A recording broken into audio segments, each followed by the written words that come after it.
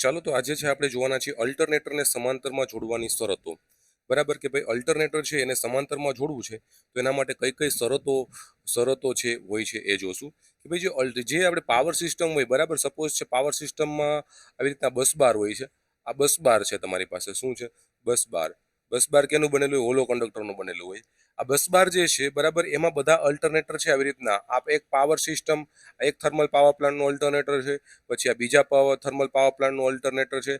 એમ છે આખા ગુજરાતના કે આખા ઇન્ડિયાના જે પાવર સ્ટેશન હોય છે, જે સેમ ગ્રીડના જે અલ્ટરનેટર બધા હોય છે, એ બધા છે એકબીજાને પેરેલલમાં કનેક્ટેડ હોય છે ને એકબીજાને લોડ છે એ શેર કરતા હોય છે. તો એની શરતો હોય છે કે ભાઈ અલ્ટરનેટરના સમાંતરમાં જોડવાની કઈ કઈ શરતો છે એ. તો પેલી શરત જે આપણી છે, બરાબર, કે ભાઈ વોલ્ટેજ સમાન હોવું જોઈએ. કે ભાઈ વોલ્ટેજ બધાનું સમાન હોવું જોઈએ, બરાબર, એ પેલી આપણી શરત છે. બીજી શરત છે આપણી ફ્રીક્વન્સી સમાન હોવી જોઈએ. ભાઈ ફ્રીક્વન્સી છે એ સમાન હોવી જોઈએ, નકર છે એ અનબેલેન્સિંગ થઈ શકે છે. બરાબર. ત્રીજી શરત છે આપણી પાસે કે ભાઈ ફેઝ સિક્વન્સ સમાન હોવી જોઈએ. બે છે કે ભાઈ આર વાય બીમાં કનેક્ટ કર્યું તો બીજું આર વાય બીમાં જ તમારે કનેક્ટ કરવાનું હોવું જોઈએ. તો એ ફેઝ સિક્વન્સ તમારી સમાન હોવી જોઈએ.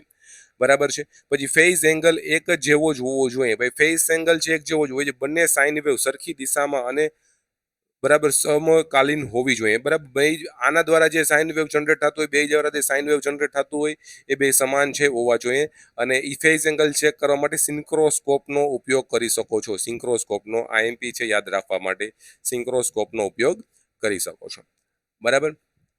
આપણે આના એમસીક્યુ જોઈ લઈ. અલ્ટરનેટરને પેરેલલમાં જોડતી વખતે કઈ શરત જરૂરી નથી આમાંથી? તો કે ભાઈ બી કલર સરખો છે, આવી કઈ જરૂર હોતી નથી. ફેઝ સિક્વન્સ શું દર્શાવે છે? બરાબર, તો ભાઈ આર વાય બી ક્રમ દર્શાવે છે ફેઝ સિક્વન્સ. સિંક્રોનાઇઝેશનમાં કઈ ડિવાઇસ મદદરૂપ થાય છે? સિંક્રોનાઇઝેશનમાં કઈ ડિવાઇસ મદદ? તો કે સિંક્રોનોસ્કોપનો છે ઉપયોગ આપણે કરીએ છીએ. આ આપણા છે એમસીક્યુ છે થઈ ગયા. બરાબર. સિંક્રોનાઇઝેશનમાં વોલ્ટેજ કેટલું હોવું જોઈએ?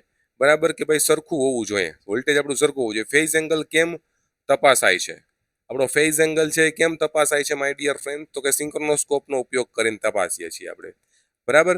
એટલી વસ્તુ ક્લિયર કટ આપણી થઈ ગઈ છે. તો આ લેક્ચરમાં બસ એટલું જ. નાના એમસીક્યુની તમે નીચે પીડીએફ ડાઉનલોડ કરો, વાંચો અને એનું સોલ્યુશન છે કરો. બરાબર છે.